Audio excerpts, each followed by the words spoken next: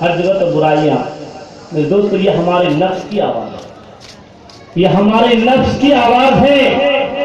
ورنہ شریعت کی آواز اگر سننا چاہتے تو صحابہ کرام کی زندگی کا مطالعہ کیجیے, سمجھ میں آئے گا کہ کس طریقے سے وہ ایمان لائے تھے. اور ایمان آج ہم کہیں بھی جاتے ہیں, اسٹیشن پہ ہو, ایئرپورٹ پہ ہو, ہوائی اڈے پہ ہو, کہیں بھی ہو, ہم مصلی بچھا کے نماز کے لیے کھڑے ہو جاتے ہیں تو کافر بھی ہمارا احترام کرتا ہے. لیکن اس وقت کا زمانہ کو دیکھیے, وہ تو کھل کے کلمہ لا الہ الا اللہ محمد رسول اللہ بھی نہیں پڑھ سکتی تھی, وہ تو کہیں نماز بھی نہیں پڑھ سکتے تھے دکھا کر کے, یہ حال تھا. لیکن پھر بھی اگر کسی کو معلوم ہو جاتا کہ مسلمان جا رہا ہے, ان پہ ظلم کے پہاڑ توڑے جاتے تھے.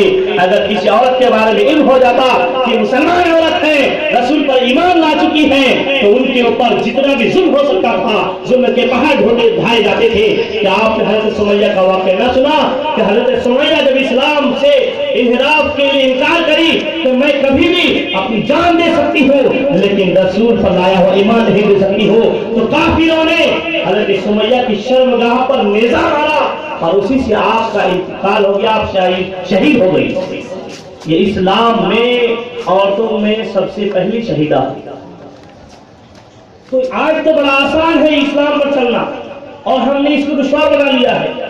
اس کی مثالیں بتاؤ کہ ہم آج بھی کس طرح اسلام پر عمل کر سکتے ہیں.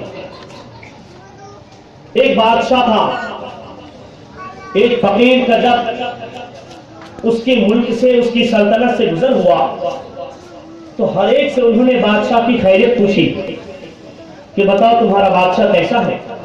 سب نے بڑی تعریف کی, بڑا امین ہے, بڑا صادق ہے, بڑا دیانتدار ہے, بڑا عادل ہے, نہ کسی کے اوپر ظلم کرتا ہے, نہ کرنے دیتا ہے, نہ ظلم کے بارے میں سنتا ہے. سب نے تعریف کی. اس فقیر کو ذرا تعجب ہوا کہ بھائی ایسا تو نہیں ہے کہ بادشاہ نے سب کو رشوت دے دی ہو کہ کوئی بھی میرے ملک میں آئے اس کی تعریف ہی کرنا. ایسا تو ہو ہی نہیں سکتا ہے کہ بادشاہ سے سب مطمئن ہے. یہ کیوں کہ ہو سکتا ہے؟ اور وہ کیسا بادشاہ ہے؟ وہ گیا بادشاہ کے دربار میں. جانے کے بعد اس فقیر نے برجستہ طور پر سوال کیا کہ آپ یہ بتائیے, یہ دولت ایک ایسی چیز ہے کہ بڑے بڑے تسبیح لانے والے کے قدم ڈگمگا جاتے ہیں, لیکن یہاں سلطنت کے منصب پر فائز ہو کر کے بھی آپ کی عدالت برقرار ہے, آپ کی دیانتداری برقرار ہے, آپ کی امانت داری برقرار ہے, آپ کی عدالت برقرار ہے. کیوں کہ ہو سکتا ہے؟ مجھے اس پر شک ہے, آپ مجھے جواب دیجیے. بادشاہ مسکراتے ہوئے انہوں نے کہا ٹھیک ہے, میں آپ کے سوال کا جواب دوں گا لیکن آج نہیں, کل. ٹھیک, کل جواب لینے کے لیے آؤں گا. کتنے وقت پہ؟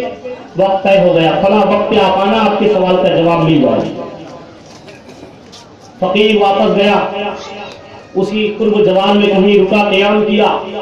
بادشاہ نے اپنے درباریوں کو بلا کے کہا کہ شہر کی ساری گلیوں کو خوب ڈیکوریشن کر دو, سجا دو. بادشاہ کا حکم ہوا, سارے درباریوں نے خوب اچھے سے, بادشاہ کا حکم ہوا. اور بادشاہ نے نہیں بتایا کون آئے گا. سارے لوگوں کو یہ لگا کہ کسی بادشاہ کی آمد ہے. آج دیکھیے کہ امریکہ کا کوئی بادشاہ آتا ہے تو کس طریقے سے کتنا کئی کروڑ روپے خرچ کیے جاتے ہیں. بادشاہ کا حکم ہوا, سارے لوگوں نے ڈیکوریشن کرنا شروع کیا خوب اچھی طریقے سے. وقت مقررہ پر فقیر آیا, کہا بادشاہ سلامت, میرے سوال کا جواب دیجئے کہ آپ اپنے امانت داری دیانتداری کو کس طرح برقرار رکھے ہیں اس سلطنت پہ بیٹھنے کے باوجود کہ یہاں پہ بڑے بڑے تسبیح ہلانے والے گزر جاتے ہیں, آپ کی امانت داری کی سب کوئی گواہی دے رہے ہیں, کس طریقے سے آپ شریعت پہ اس پر عمل کر رہے ہیں, مجھے شک ہے, جواب دیجئے. بادشاہ نے کہا ٹھیک ہے, آئیے ادھر قریب آئیے. ایک پانی کا گلاس دیا, انہوں نے کہا یہ پانی کا گلاس لو. فقیر نے کہا یہ کیا جواب دے رہے ہیں؟ بادشاہ نے کہا آپ کے جواب کی یہ تمہید ہے, آپ کے سوال کا جواب دے رہا ہوں, اس کی تمہید ہے. یہ گلاس پکڑیے. اور دو جلاد کو بلایا اور بادشاہ نے کہا جلادو سنو, یہ پانی کا گلاس لے کے میرے شہر کی گلیوں کی سیر کریں گے، گھومیں گے، اور اگر اس گلاس سے یہ قطرہ پانی نیچے گر جائے تو تم فوراً ان کی گردن پہ تلوار چلا دو۔ فقیر نے کہا یہ کون سی بات ہو گئی بھائی؟ میں تو آپ سے سوال پوچھا تھا، جواب دینا چاہیے، تو آپ مجھے مارنے کے ڈر پہ ہیں؟ بولے نہیں، یہ آپ کے سوال کا یہی جواب۔ اب فقیر نے کہا بھائی میں چلا جاتا تو اچھا تھا، یہ کہاں سے میری جان کی بات آ گئی، مجھے کیا ضرورت پڑ گئی تھی پوچھنے کی؟ اب وہ بولے بھائی آپ تو جان کی بات ہے، اب بادشاہ کا حکم ہے، کچھ کر بھی نہیں سکتے۔ بولے ٹھیک ہے، بولے جانا پڑے گا آپ کو، جاؤ میرے شہر کی پوری گلیوں کو دیکھو اور آ کر کے میں تم سے پوچھوں گا، جاؤ گھوم کے آؤ۔ تم آگے جاؤ، پیچھے دونوں جلاد تلوار لے کے چلیں گے۔ بادشاہ کا حکم پاتے ہی، اب بتائیے جب پیچھے دو جلاد تلوار لے کے کھڑے ہو اور سامنے ہاتھ میں گلاس ہو تو کتنی احتیاط کے ساتھ وہ چلے گا؟ ان کی نگاہ کہاں رہے گی؟ ان کی نگاہ گلاس ہی کے اوپر تھی، گلاس سے ایک لمحے کے لیے بھی نگاہ ہٹی نہیں۔ وہ جان بچائے گا کہ ڈیکوریشن کو دیکھے گا۔ بہت ہی احتیاط سے چاروں طرف سے جہاں جہاں جلاد نے کہا ادھر چلو گھوم کر کے آیا اور گلاس کو محفوظ کر کے لایا اور بادشاہ کے سامنے رکھ دیا۔ اب اس نے جب رکھا تو بولا بھائی میری جان بچ گئی۔ صاحب پہ کانپے، بادشاہ نے کہا گھوم لیے؟ بولے ہاں صاحب گھوم لیا۔ بولے بچا لی اپنی جان؟ بولے ہاں میں نے بچا لی۔ بولے کیسا لگا تم کو ڈیکوریشن میرا؟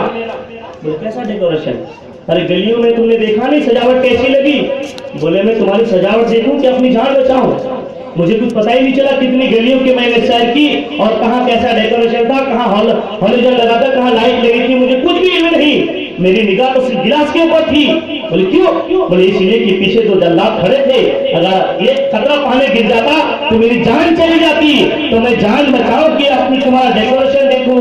تو بادشاہ نے کہا اے فقیر سنو، یہی مثال میری ہے، میں اگرچہ منصب سلطنت پہ بیٹھا ہوں، میری نگاہ خدا کے اوپر ہے، آقا میں خدا بنا ہے، میں دنیا میں اگرچہ جی رہا ہوں، اگرچہ بادشاہ بنا ہوں، لیکن میری نگاہ خدا کے حکم پر ہے، میری نگاہ سنت مصطفیٰ پہ ہے، میری نگاہ نہ میری دولت پہ ہے نہ میرے خزانوں پہ ہے۔ جس طریقے سے تم نے دنیا کے گلیوں کے چکر لگانے کے باوجود دنیا کا تمہیں کچھ علم نہیں رہا، بلکہ جان بچانے کے لیے تم نے پانی کو سلامت لے کر کے آیا، میں اس طریقے سے سوچتا ہوں کہ مجھے دنیا سے کوئی مطلب نہیں، میں ایمان کو سلامت لے کر کے چلے جاؤں۔ نعرہ تکبیر، نعرہ رسالت، حضرت اللہ مولانا مفتی عظیم الدین صاحب قبلہ، ماشاءاللہ، میں اگرچہ بادشاہ ہوں لیکن میں اور بادشاہوں کی طرح نہیں ہوں کہ میری نگاہ جس کی سلطنت پہ ہو کہ وہ ملک کیسے قبضے میں آ جائے۔ میری نگاہ کسی کے دولت پہ نہیں ہے، میری نگاہ میرے منصب پہ نہیں ہے، میری نگاہ ہے تو سنت مصطفیٰ پہ ہے، میری نگاہ ہے تو حکم خدا پہ ہے، میری نگاہ ہے تو قبر کی تاریکیوں پہ ہے، میری نگاہ ہے تو میدان محشر کے تماشوں پہ ہے، میری نگاہ ہے تو میدان عمل پہ ہے، میری نگاہ ہے تو جہنم کی آگ کے اوپر ہے۔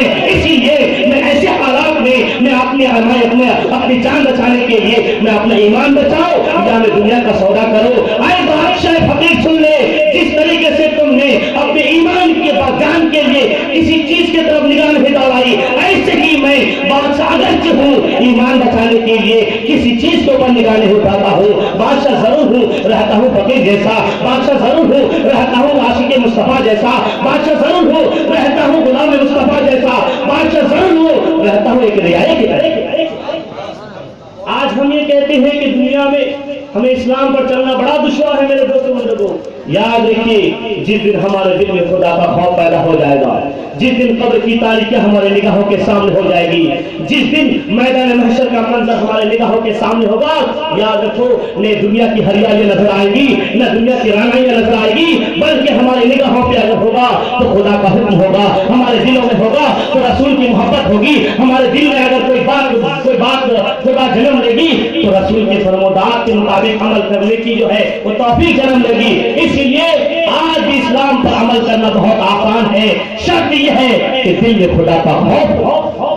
اگر دل میں دنیا کی محبت ہو رسول کی نہیں تو دنیا پہ عمل کرنا، شریعت پہ عمل کرنا آج کیا، آج سے پہلے بھی بہت مشکل تھا۔